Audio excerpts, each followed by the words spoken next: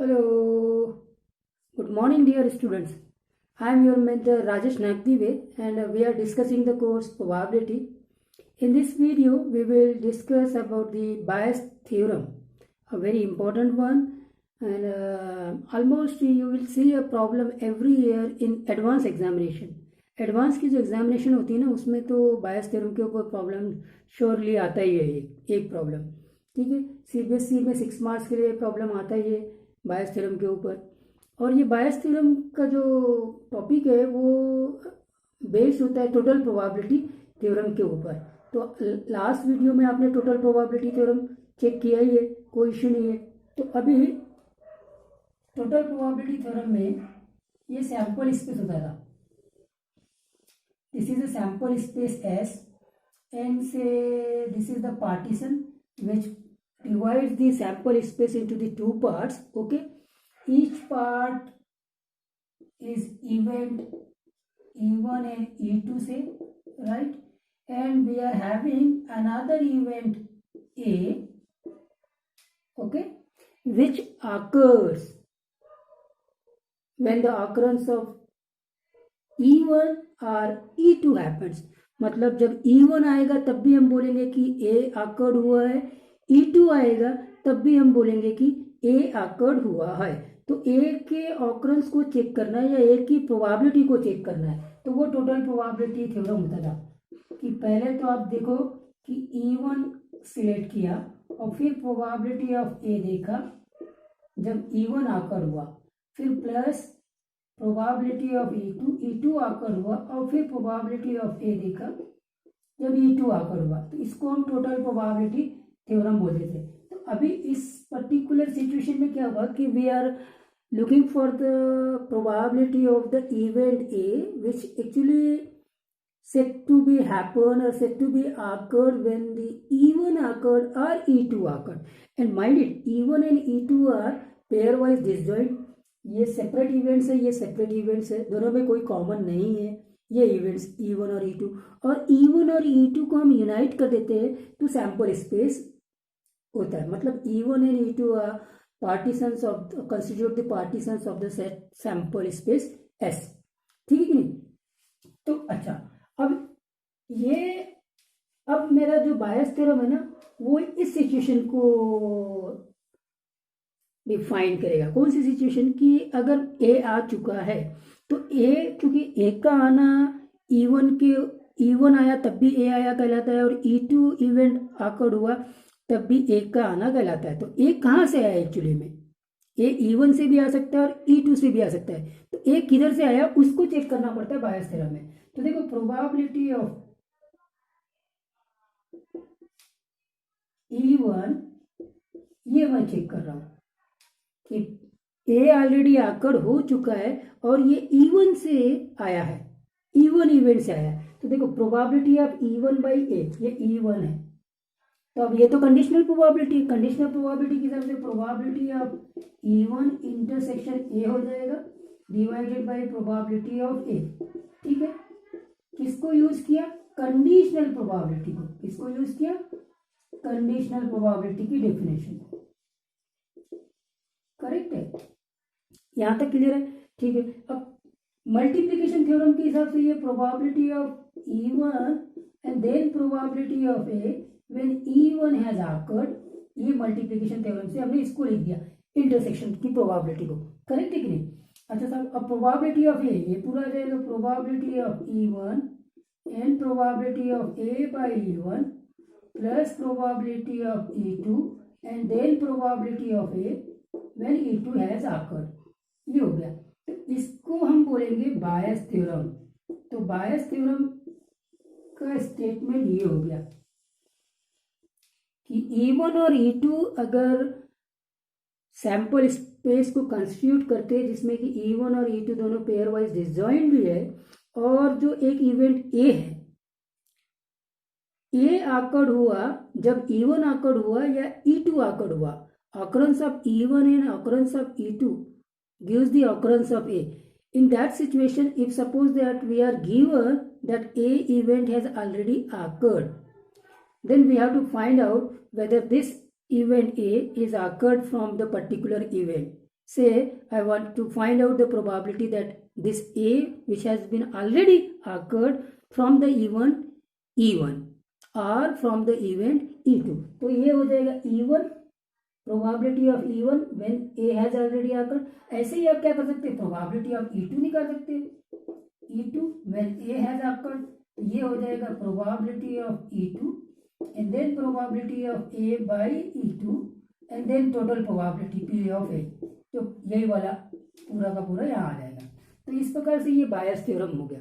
अभी मैंने क्या किया है कि होल सैंपल स्पेस का एक पार्टीशन किया है और दो इवेंट्स बनाया है E1 और E2. अगर होल सैंपल स्पेस का मैं पार्टीशन उसी हिसाब से दो पार्टीशन करूंगा, तीन इवेंट्स बनाऊंगा E1, E2 and E3 like that. और फिर वो ए आकड़ होगा E1 के आने से भी, E2 के भी आने से भी और E3 के भी आने से, और ऐसे ये बायस थ्योरम चलेगा.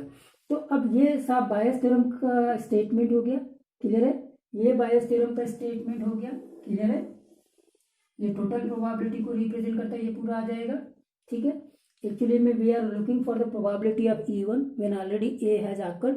ए लेकिन कहीं से भी आ सकता है, E1 से भी आ सकता है, E2 भी से आ सकता है, लेकिन we are interested that this A has occurred from E1 and in this particular situation we are interested that this A has occurred from E2. Correct है कि नहीं? तो ये हो गया बायस थ्योरम. अब हम क्या करते हैं, प्रॉब्लम्स को डिस्कस करते हैं. प्रॉब्लम डिस्कस करने में इंपॉर्टेंट आपको जो कंसंट्रेट करना है वो ये ऐसे सैंपल स्पेस बनाना और ये इवेंट्स बनाना. इवेंट्स भी देखो, ये E1, E2 और ये ए, और ये ए भी कैसा इवेंट्स है, ए E1 में भी है और E2 में भी है. मतलब E1 का अकरेंस और E2 का भी occurrence ultimately gives the occurrence of A. ये दोनों में है, मतलब E1 आया तो ए आया, या E2 आया तब भी ए आया. तो अब ए ऑलरेडी आकड़ हो चुका है. अब हमें देखना है कि ये E1 से आया है कि E2 से आया है. Got the point? तो ये इस प्रकार का जो फिगर अगर आपने प्रॉब्लम में प्रॉपरली डिस्ट्रीब्यूट कर लिया तो आपका ये प्रॉब्लम तो आसानी से सॉल्व हो जाएगा. Let's start with the problems now. Okay, look at the first problem. What is that? A bag contains 4 red and 4 black balls. Another bag contains 2 red and 6 black balls. Okay, so there are 2 bags in the sample space. So first draw these. This is sample space, this is the partition, this is bag 1 and bag 2. So bag 1 का जो selecting होगा उसको event को E1 नाम दे दिया. Bag 2 को select करने के उसको मैंने E2 इवेंट नाम दे दिया. ठीक है. तो E1 is the event of selecting bag 1, E2 is the event selecting bag 2. Correct है? ठीक है. Okay, bag contains 4 red and 4 black balls and here 2 red and 6 black balls. Correct है कि नहीं? Okay, one of the 2 bag is selected at random. तो bag select करने की probability तो लिखी दो. प्रोबेबिलिटी ऑफ E1 ये भी 1/2 होगी और प्रोबेबिलिटी ऑफ E2 ये भी 1/2 होगी. ठीक है sir? Okay, one of the 2 bag is selected at random and a ball is drawn from the bag which is found to be red. एक बॉल ड्रॉ कर लिया है और वो रेड है, तो एक इवेंट रेड को रिप्रेजेंट कर रहा है. ये circle, this is event A, ball drawn is red, ball drawn is red. तो अब देखो ये यहाँ पर जो पॉइंट मैंने बताया था कि ये सैंपल स्पेस प्रॉपरली बना लेना है. ये सैंपल स्पेस यस है. ठीक है. और इसमें एक पार्टीशन हुआ है जिसने सैंपल स्पेस को 2 भागों में डिवाइड कर दिया है, जिसको हमने एक को बैग 1 नाम दिया और दूसरे को बैग 2 नाम दिया है. बैग 1 और बैग 2 डिफरेंट है, मतलब they are disjoint sets, mutually exclusive events. You can say that in terms of event E1 and E2. अगर E1 और E2 का यूनियन लेंगे तो सैंपल स्पेस आएगा, और E1 और E2 जो है वो डिसजॉइंट सेट्स भी है या म्यूचुअली एक्सक्लूसिव इवेंट्स भी है. करेक्ट है कि नहीं? हाँ. अच्छा सर, अब ये इंपॉर्टेंट है ये वाले इवेंट को और जनरेट करना. ये इवेंट ए है, ये किसको रिप्रेजेंट करता है कि we are drawing a ball from this sample space S which is found to be red. तो जो बॉल ड्रॉ हो चुका है उसका कलर भी हमें मालूम हो गया है, वो रेड है. अब रेड बॉल तो यहाँ पे भी है और रेड बॉल यहाँ पे भी है, तो इसका मतलब ये रेड बॉल या तो बैग 1 से आया होगा या बैग 2 से आएगा. इसी चीज को हमको सर्च आउट करना है। So find the probability that ball is drawn from the first bag. अब देखिए फर्स्ट बैग मतलब E1 से रेड बॉल आया होगा ये, ठीक है। इसकी प्रोबेबिलिटी हो जाएगी probability of E1 into probability of A by E1, फिर आएगी probability of total probability A by E1 plus probability of E2 then probability of A by E2। ये हो गया, बस हो गया। ये फॉर्मूला हमने अभी अभी इसके पहले देखा था, पूरा एक्सप्लेनेशन देखा था, कोई इशू नहीं है। अब आते E1 की प्रोबेबिलिटी कोई इशू नहीं है, 1/2 है। अब आते इसके ऊपर A बाई E1। ए मतलब रेड बॉल ड्रॉ किया है। अभी रेड बॉल यहाँ टोटल बॉल कितने हैं 8 है और 4 रेड है, तो ये हो जाएगा 4/8, ठीक है। तो ये वाली चीज़ तो नीचे वाली वैसे ही है 1/2 4/8 और ये प्लस। अब प्रोबेबिलिटी ऑफ E2 भी 1/2 है। और अब यहाँ पे आते यहाँ से रेड बॉल निकालना है, 2 रेड बॉल से टोटल 8 है, तो 2/8 हो गया काम आपका। कैलकुलेशन को चेक कर लीजिए, 4 आ जाएगा, 8 2 जा 16, 8 2 जा 16, 8 2 जा 16 कैंसिल हो जाएगा, तो इधर बचेगा 4 + 2, मतलब ये आंसर आ गया 4/6, मतलब 2/3 इज आवर आंसर। तो 2/3 आपका आंसर आ गया, ठीक है। देखिए कितने आसानी से हमने इस प्रॉब्लम्स को सॉल्व कर लिया है। क्या है, रेड बॉल ऑलरेडी निकल चुका है। पहले तो ये सैंपल स्पेस बना लीजिए, फिर उसको पार्टीशन कर दीजिए बैग 1 और बैग 2 में। ये बैग 1 को आने का या सिलेक्ट करने के इवेंट को E1 से रिप्रेजेंट किया, बैग 2 को सिलेक्ट करने के इवेंट्स को E2 से रिप्रेजेंट किया, करेक्ट है। बैग 1 के अंदर 4 रेड और 4 ब्लैक बॉल्स है, यहाँ 2 रेड और 6 ब्लैक बॉल्स है। और अब मेरा जो मेन इवेंट है वो ये है, ये जो सर्कल है वो रिप्रेजेंट कर रहा है ए को मतलब जो बॉल ड्रॉ किया है वो रेड निकला है। अब वो रेड, ये इसको इतना चीज बैग 1 और बैग 2 में क्यों लिया, क्योंकि बैग 1 में भी रेड है और बैग 2 में भी रेड है, इसलिए ये इसको हम ऐसे रिप्रेजेंट करते हैं। आई होप दैट ये फिगर क्लियर हुआ होगा और उसके बाद में कोई इश्यू नहीं है। तो मेनली इसी को आपको कंसंट्रेट करना है। रेड बॉल ड्रॉ हो चुका है, हमको देखना है कि वो बैग 1 से आया है, बैग 1 से आया है मतलब इवेंट E1, करेक्ट है कि नहीं। तो ये कंडीशनल प्रोबेबिलिटी लगाते हुए जो हमने फार्मूला निकाला था उससे डायरेक्ट आ गया probability of E1 probability of A by E1। ये चीज़ इसके पहले मैंने एक्सप्लेन किया था, अगर अभी भी कोई प्रॉब्लम होगी तो फिर से मैं इसको एक्सप्लेन कर देता हूँ ये कैसे आता है, ठीक है। एक बार फिर से, तो ये तो हो जाएगा probability of E1 intersection A divided by probability of A। ये हो गया कंडीशनल प्रोबेबिलिटी थ्योरम। अब ये E1 को इंटरसेक्शन को मल्टीप्लिकेशन थ्योरम से हम प्रोबेबिलिटी ऑफ E1 लिख सकते हैं into probability of A by E1 लिख सकते हैं, करेक्ट है। और ये है total probability.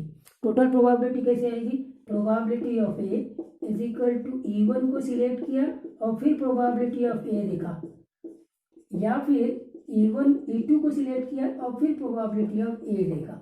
Got the point. ये टोटल प्रोबेबिलिटी थ्योरम था, लास्ट वीडियो में भी हमने देखा था। इसके हिसाब से हम डायरेक्टली फिर इस फॉर्मूले को यहाँ से स्टार्ट कर लेते, करेक्ट है कि नहीं। चलिए आई होप दैट ये अंडरस्टैंड हुआ होगा। सेकंड प्रॉब्लम में आते हैं। Okay, now come to the second question. In answering a question on a multiple choice test a student either knows the answer और गेसेस। बस यहाँ से आपको सैंपल स्पेस का पार्टीशन मिल गया। देखो स्टूडेंट्स या तो आंसर जानता है या फिर वो गेस करता है, करेक्ट है। तो पहली बार सैंपल स्पेस मिल गया आपको, सैंपल स्पेस का पार्टीशन भी मिल गया। यहाँ पे knows the answer, knows the answer, answer वो जानता है और यहाँ गेस करता है। तो ये नोज द आंसर और गेस ये दो डिफरेंट पार्ट्स हो गए सैंपल स्पेस के, और दोनों मिलकर कंस्टिट्यूट करते सैंपल स्पेस को। मतलब पेयर वाइज डिसजॉइंट भी है, म्यूचुअली एक्सक्लूसिव और एग्जॉस्टिव इवेंट्स है, करेक्ट है कि नहीं। हाँ ये बात, ये बहुत इंपॉर्टेंट है, ठीक है साहब। अब देखो ही नोज द आंसर, उसके बाद में क्वेश्चन का आंसर देगा वो। तो अगर वो आंसर जान रहा है और आंसर देगा तो वो आंसर तो करेक्ट ही होगा ना।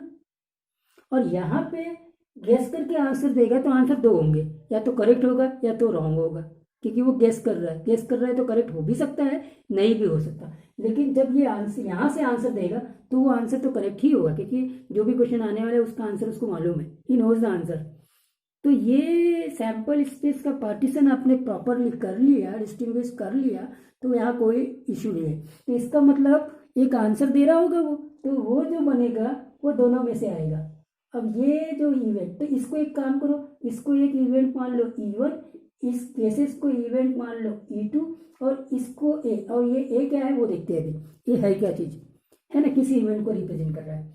Late 3/4 be the probability that he knows the answer. तो प्रोबेबिलिटी ऑफ E1 दिया हुआ है 3/4, and 1/4 be the probability that he guesses, ये भी दिया हुआ है 1/4। ठीक है साहब, कोई इशू नहीं है, करेक्ट है। दोनों 3/4 और 1/4 दिया हुआ है। हाँ, 3/4 एंड 1/4 एंड अगर 1/4, ठीक है, fine. So let 3/4 be the probability that he knows the answer, ये हो गया, and 1/4 be the probability that he guesses, ये हो गया।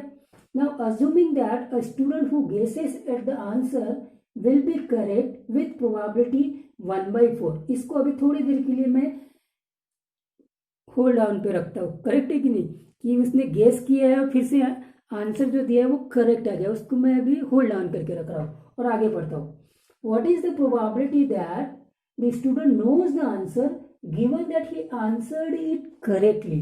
देखो, गिवन दैट दिया है कि ही आंसर इट करेक्टली, मतलब ए जो है ना, ही आंसर्ड करेक्टली, मतलब क्वेश्चन का आंसर उसने करेक्ट दिया हुआ है। अब ये क्वेश्चन का जो आंसर दिया है वो इधर से भी दे सकता है, इधर से भी दे सकता है, सिंपल लैंग्वेज में, मतलब he knows the answer then he gives the answer, definitely the correct answer ही होगा। या फिर इधर से भी दे सकता है, he will guess the answer, और गेस करने के बाद में हो सकता है वो करेक्ट आ गया है। करेक्ट है कि नहीं? हाँ, बस ये 3 इवेंट्स आपने आइडेंटिफाई कर लिया, E1 क्या है, E2 क्या है, और ये क्या है, आपका काम ओके हो गया। Now what is the probability that the student knows the answer, what is the probability that student knows the answer, मतलब ये जो आंसर करेक्टली दिया हुआ है वो E1 से आना चाहिए, मतलब probability of E1 when A has already occurred, तो ये हो जाएगा probability of E1 into probability of A by E1, same चीज फिर probability of E1 into probability of A by E1 plus probability of E2 into probability of A by E2, ये denominator वाला total probability theorem है, correct है कि नहीं?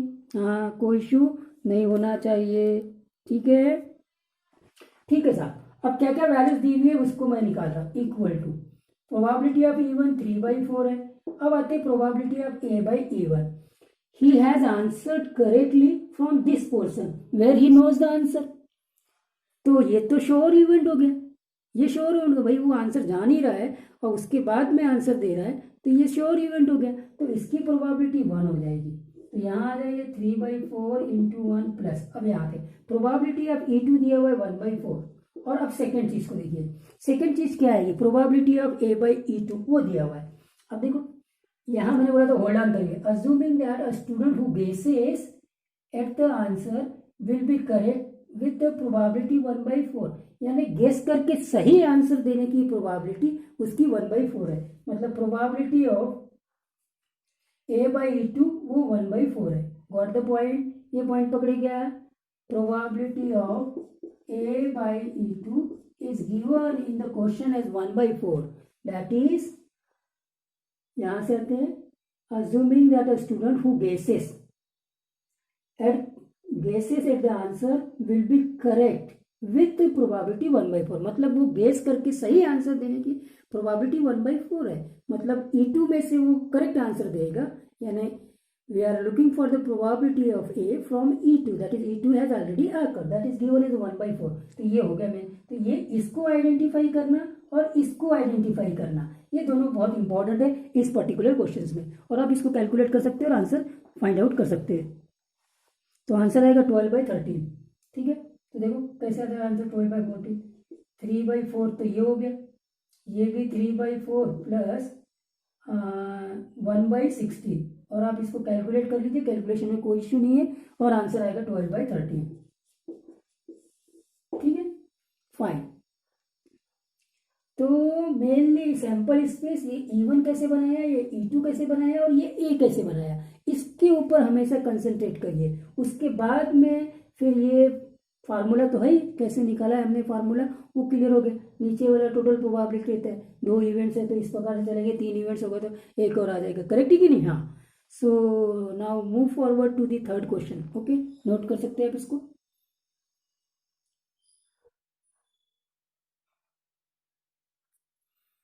Okay fine, this is the third question. Okay, अब ये third question क्या कहते हैं, देखिए। Suppose a girl throw a die, girl ने डाई थ्रो किया, ठीक है।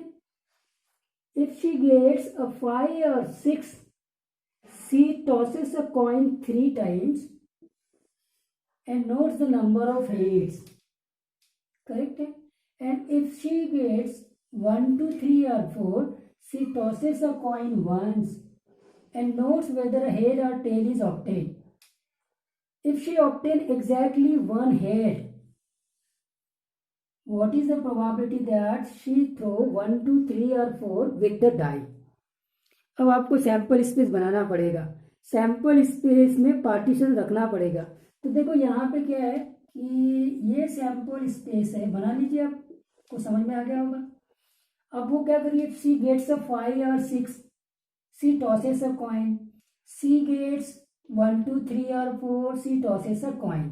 मतलब यहाँ से ये बात समझ में आ गई कि एक इवेंट जिसमें 5 या 6 होगा और दूसरा इवेंट जिसमें 1, 2, 3, 4 थ्रोइंग थ्रू डाई, तो ये इवेंट E1 बन गया और ये इवेंट E2 बन गया, करेक्ट है।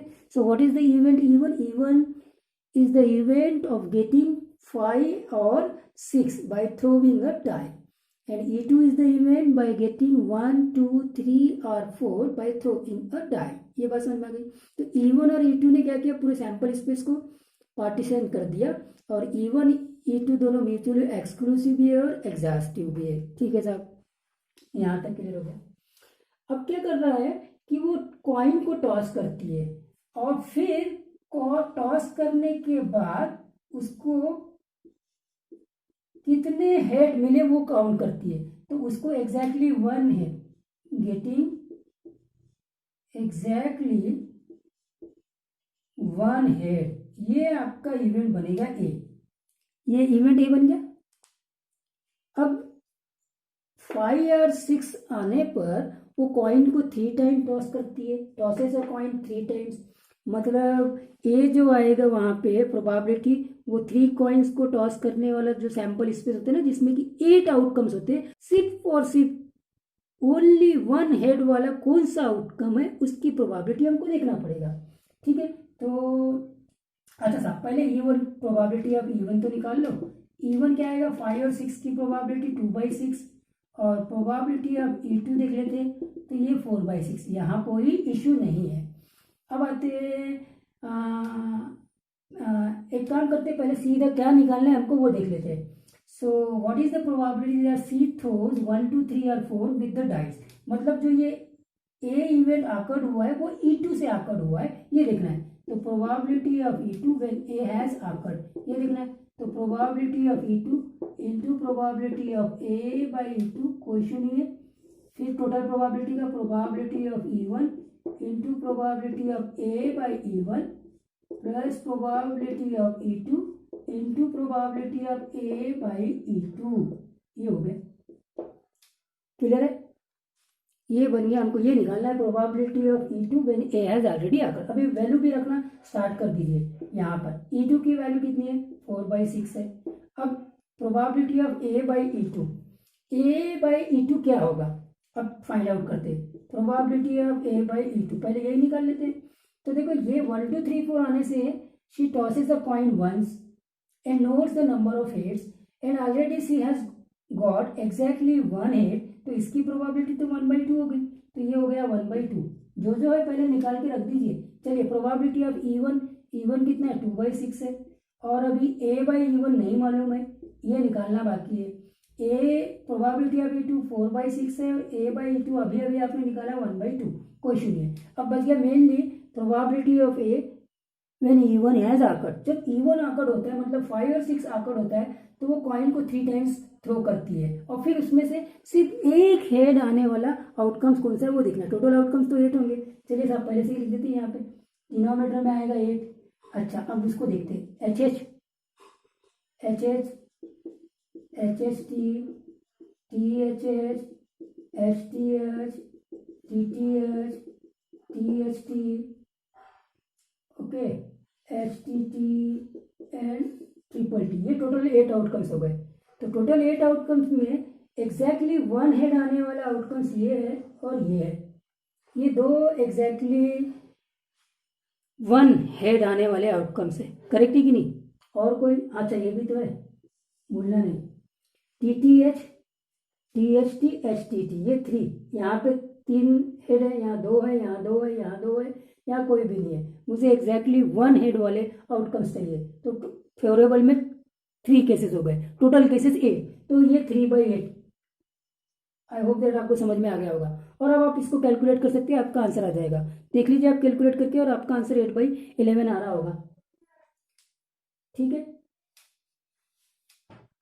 8/11 आपका आंसर आ जाएगा। अभी मैं कैलकुलेट करके देता हूँ, इसके पहले आप कैलकुलेट कर लीजिए।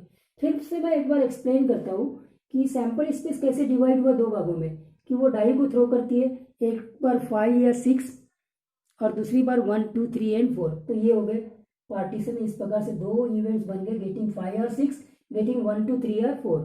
करेक्ट है कि नहीं? अब 5 और 6 आने के बाद में वो क्या करती है, कॉइन को 3 टाइम थ्रो करती है और 1 2 3 4 आने को कॉइन को एक बार थ्रो करती है और फिर वो नंबर ऑफ हेड्स को काउंट करती है और पता चला उसको किसी पर सिर्फ एक ही हेड उसको काउंट मिला है, या 3 कॉइन्स को थ्रो करने के बाद में या फिर एक कॉइन को 1 टाइम थ्रो करने के बाद में। मतलब ये जो इवेंट ए बना है वो ये बना है, getting exactly 1 head. Either we are throwing coin 3 times or throwing a coin 1 times. So this A will come when E1 has occurred, this A will come when E2 has occurred. So we have to find out that this A has occurred when event E2 has occurred. Okay कि नहीं, ये देखना है। तो फिर अब ये बायस theorem लगा दिया और ये कैलकुलेट कर लिया। चलिए अब कैलकुलेट कर लेते हैं। मैंने बोला था 8/11 आंसर आना चाहिए, कैलकुलेशन हो गया होगा। जिनका नहीं हुआ मैं उनके लिए कैलकुलेशन कर देता हूँ। ठीक है साहब, तो ये यहाँ से कट गया 2 से, ये 2 से कट गया 3 से, तो यहाँ आ गया 1/3। अब कौन में आ जाओ, ये 2 से कट गया 3 से और ये 3 कट गया, यहाँ पे आ गया 1/8 प्लस यहाँ देखते ये 2 से कट गया 2 से, या 2 से कट गया ये आ गया 1/3। ठीक है, ये 1/3 और ये 3 + 8/24। करेक्ट है, ये हो गया 1/3 और ये हो जाएगा 11/24। 1/3 इंटू 24/11 ये कट गया है। तो आंसर देखो 8/11। मैंने बोला था आपको, आपने ये कैलकुलेट कर लिया होगा। तो यहाँ तक भी कोई इश्यू नहीं है, सारा प्रॉब्लम बराबर क्लियर होते हैं। सैंपल स्पेस कैसे बनाना है, पार्टीशन कैसे करना है, इवेंट्स को कैसे कंस्ट्रक्ट करना है, वो इंपॉर्टेंट है। नेक्स्ट प्रॉब्लम देखते हैं। अब इसमें आपको 3 इवेंट्स वाला मैंने प्रॉब्लम लिया। सिंपल सा प्रॉब्लम है, सैंपल स्पेस आसानी से बन के पार्टीशन 2 रखेंगे, 3 इवेंट्स कंस्ट्रक्ट कर लेंगे और तीनों इवेंट्स में से कोई एक इवेंट्स ए आने वाला है, ये बात खत्म। मतलब टोटल 4 इवेंट्स को कंस्ट्रक्ट करना है। करेक्ट है, let's see the question. There are 3 coins, 3 coins. One is a 2-headed coin, another is a biased coin that shows comes of heads with 75% of the times। मतलब 75% उसकी probability है head आने की इस biased coin में। Fair coin नहीं है, biased coin है। कुछ ऐसा कंस्ट्रक्ट किया है कि 75% मतलब 4 टाइम्स अगर हम थ्रो करेंगे तो 3 टाइम्स हेड आएगा और 1 टाइम्स टेल आएगा। मतलब इक्वली प्रोबेबिलिटी नहीं है, इक्वल प्रोबेबिलिटी नहीं है उसमें। करेक्ट है कि? अच्छा साहब, सो there are 3 coins. One is a 2-headed coin, another is a biased coin that comes of head 75% of the time, and third is a unbiased coin. Unbiased coin मतलब our fair coins, that is equal chances of getting head or tail, right? 1/2. Okay, now one of the 3 coin is chosen at random। तो यहाँ से ये बता समझ में आ गया कि one of the 3 coin is chosen at random sample space में 3 कॉइन्स है, 2 पार्टीशन 3 कॉइन्स, करेक्ट है कि नहीं। अब यहाँ पे 2 हेडेड कॉइन, 2 हेडेड कॉइन ये हो गया। यहाँ आते बायस्ड कॉइन, ये हो गया बायस्ड कॉइन, और ये हो गया अनबायस्ड बायस्ड कॉइन। ये आपके इवेंट्स बन गए, E1 बन गया, इसको आप E2 बना दीजिए, यहाँ मत लिखिए E2 क्योंकि अभी A आना है, यहाँ लिख देते हैं E2, और इसको आप E3 बना दीजिए। सो E1 is the event of getting selected 2-headed coin, E2 is the event of selecting biased coin, and E3 is the event of selecting unbiased coin. Okay sir, one of the coin is selected and randomly and tossed, it shows head। अब यहाँ से ये main event हमारा बन गया ए क्या बन गया, गेटिंग हेड। ये सैंपल इसमें 3 इवेंट्स है, 3 इवेंट्स में से कोई भी एक इवेंट्स को चूज करना है, और उसको थ्रो करके आपको पता चला कि जो आउटकम्स आया है वो हेड आया है। अब मुझे ये बताना है कि ये हेड एक्चुअली में इस कॉइन को टॉस करने से आया, कि इस कॉइन को टॉस करने से आया, कि इस कॉइन से टॉस करने से आया। तो आगे क्वेश्चन को पढ़ते हैं।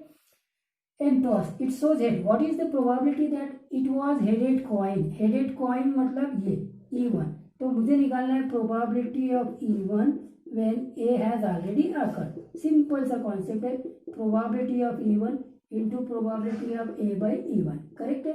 और यहाँ आ जाएगा total probability E1 probability of A by E1, ठीक है, plus E2 probability of A by E2, plus E3 then probability of A by E3।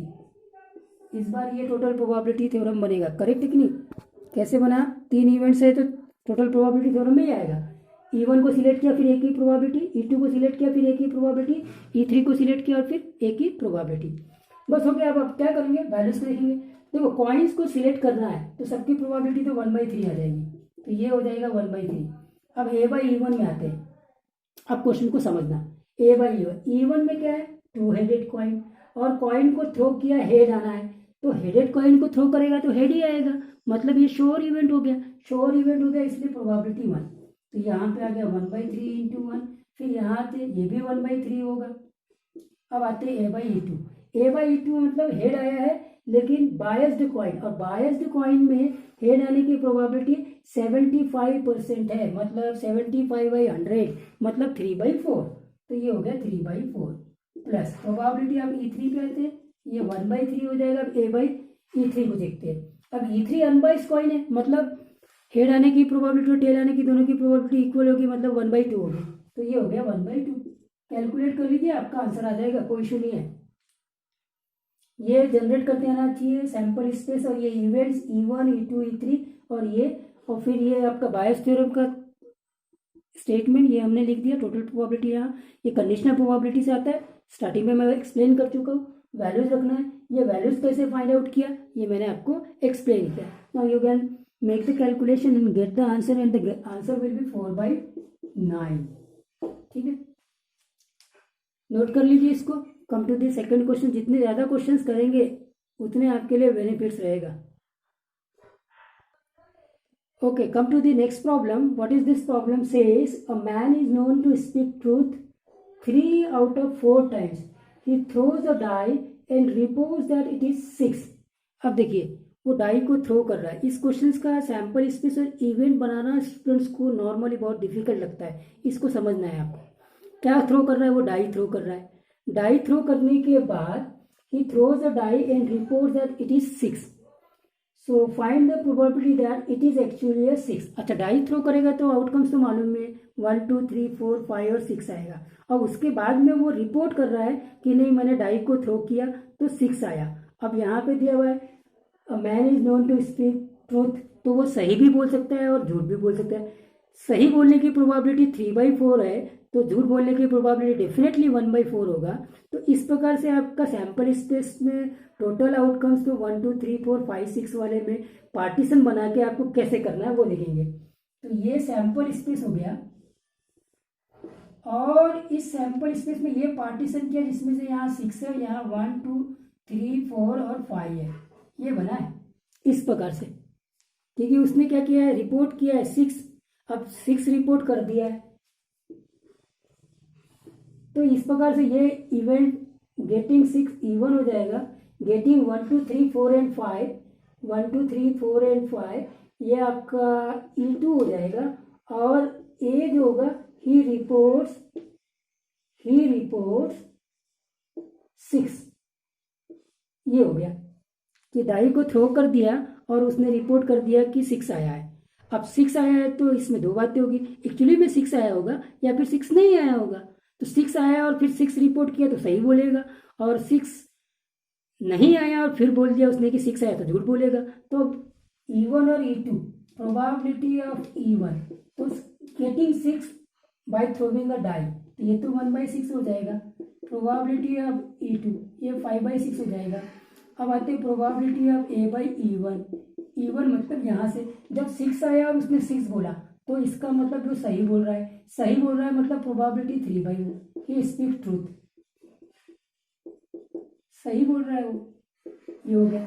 अब प्रोबेबिलिटी ऑफ A/E2 में आते तो ये हो जाएगा 1/4, ये स्पीक्स फॉल्स, तो वो तो ऑटोमेटिकली ट्रूथ की प्रोबेबिलिटी दी है तो फॉल्स की प्रोबेबिलिटी।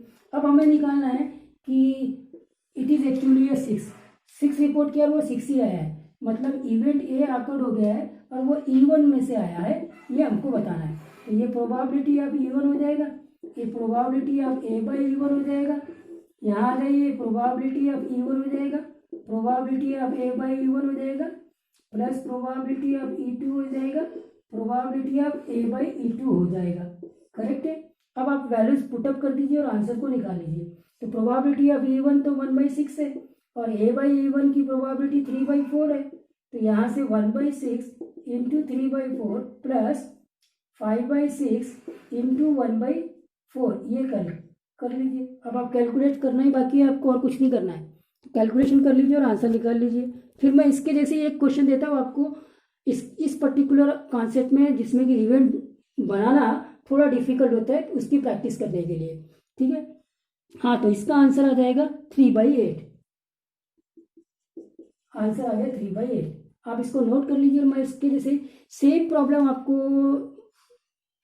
बना के देता हूँ, जिसमें कि आपको ये आइडिया हो जाए कि इसमें इवेंट्स कैसे जनरेट करना है, ठीक है। तो come to the next question. Okay fine, this is the similar question. Okay, मैंने ये क्वेश्चन आपको इसीलिए दिया है क्योंकि आप इसमें आइडिया लगा सकते हैं कि वो जो इवेंट्स को कंसिडर करना पड़ता है इस पर्टिकुलर टाइप के वेराइटीज के प्रॉब्लम्स में, वो आपको इम्पोर्टेंट है। तो यहाँ फिर से आते हैं, A speak truth 4 out of 5 times, तो ट्रूथ बोलने की प्रोबेबिलिटी 4/5 है, तो फॉल्स बोलने की प्रोबेबिलिटी 1/5, कोई इशू नहीं है। तो ठीक है, ही थ्रोज अ डाई, अब डाई को थ्रो कर रहा है, सैंपल इस पे समझ में आ गया, ये ऐसा हो जाएगा। And reports that there was an odd number, odd number है इसका मतलब एक बार 1 3 और 5 वाला इवेंट बनेगा, एक बार 2 4 और 6 इवेंट वाला बनेगा। इसको E1 इवेंट मान लीजिए, इसको E2 इवेंट्स मान लीजिए, और ये एक इवेंट ऐसा रहेगा जिसको हम ए बोलेंगे, जिसका अकरंस E1 आकड़ होता है तब भी ए आकड़ होता है, E2 आकड़ होता है तब भी ए आकड़ होता है, तब ये इवेंट ए क्या है। He reports that there was an odd numbered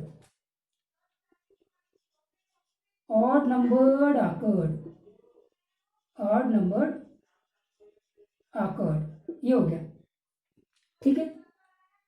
तो there was an actually odd number, event बन गए आपके, तो अब आपको प्रोबेबिलिटी ऑफ E1 मिल गया, E1 मिलेगा 3/6 मतलब 1/2, प्रोबेबिलिटी ऑफ E2 भी मिल गया 3/6 मतलब 1/2। अब प्रोबेबिलिटी ऑफ A/E1, एक्चुअली में वो रिपोर्ट कर रहा है कि ऑड नंबर आया है, और वो ऑड नंबर ही आया है तभी वो रिपोर्ट किया है, ऑड नंबर आया मतलब श्योर इवेंट हो गया, ये तो 1 हो जाएगा। और प्रोबेबिलिटी ऑफ A/E2 की बात करेंगे, अब वो झूठ, सॉरी 1 नहीं, श्योर नहीं, सही बोल रहा है, ट्रूथ बोल रहा है, ही स्पीक ट्रूथ, और ही स्पीक ट्रूथ की प्रोबेबिलिटी दी हुई है, ही स्पीक ट्रूथ की प्रोबेबिलिटी 4 आउट ऑफ 5, और अब वो झूठ बोलेगा, ही स्पीक फॉल्स, तो अब इसकी प्रोबेबिलिटी 1/5 आ गई, बस हो गया। अब आपने क्या निकालना है कि ए ऑलरेडी आकड़ हो चुका है, मतलब what is the probability that there was actually odd number आया है और वो एक्चुअली यहीं से आया है, E1 में से आया है। तो E1 ये हो जाएगा probability of E1 into probability of A by E1, फिर यहाँ पे E1 A बाई E1 ये हो गया, और यहाँ से आ गया प्लस E2 और ये probability of A by E2। Put the value, gate the answer. तो अब मैं क्या करता हूँ, आंसर निकालने के लिए आपको हेल्प कर देता हूँ। तो आंसर कैसा होगा, E1 की प्रोबेबिलिटी तो 1/2 है, A बाई E1 की प्रोबेबिलिटी 4/5 है, यहाँ पे फिर आ गया 1/2, ये आ गया 4/5, फिर ये 1/2 और ये आ जाएगा 1/5। करेक्ट है, कैलकुलेशन आप कर सकते हैं, कोई इशू नहीं है, और आंसर निकाल लेंगे। तो आंसर आ जाएगा आपका 4/5। ठीक है, अभी एक और इंटरेस्टिंग क्वेश्चन, बहुत इंटरेस्टिंग क्वेश्चन को चेकआउट करते हैं।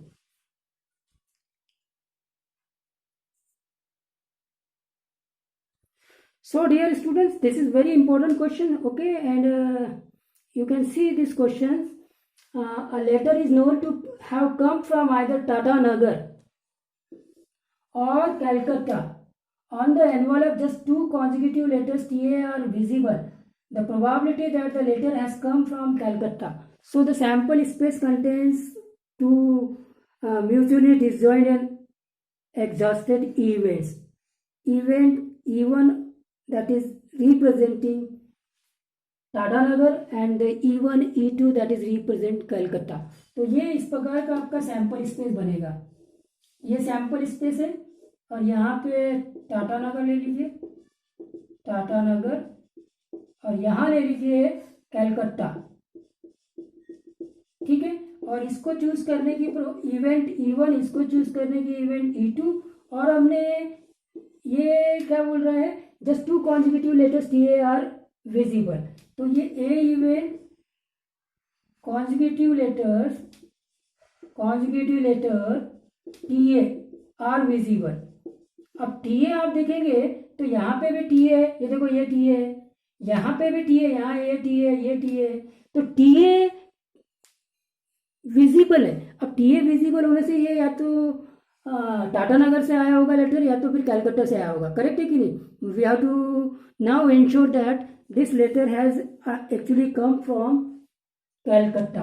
मतलब we have to find out the probability of E2 when A has already occurred because E2 represent a Calcutta, selecting Calcutta। Correct है कि नहीं? ओके, तो यहाँ पे आ जाएगा probability of E2 into probability of A by E2, यहाँ तक कोई इशू नहीं है। फिर आएगा probability of E1, probability of A by E1 plus probability of E2 into probability of A by E2। Correct है, ये होगी बात। अब उसके बाद ये इम्पोर्टेंट है कि आपको वो कैसे आइडेंटिफाई करना है, इनकी प्रोबेबिलिटीज को कैसे निकालना है। अच्छा साहब, तो सैंपल स्पेस में तो दो इवेंट्स है E1 और E2। अब दो इवेंट्स है तो E1 और E2 को सिलेक्ट करने की दोनों की ईच की प्रोबेबिलिटी तो 1/2 हो जाएगी।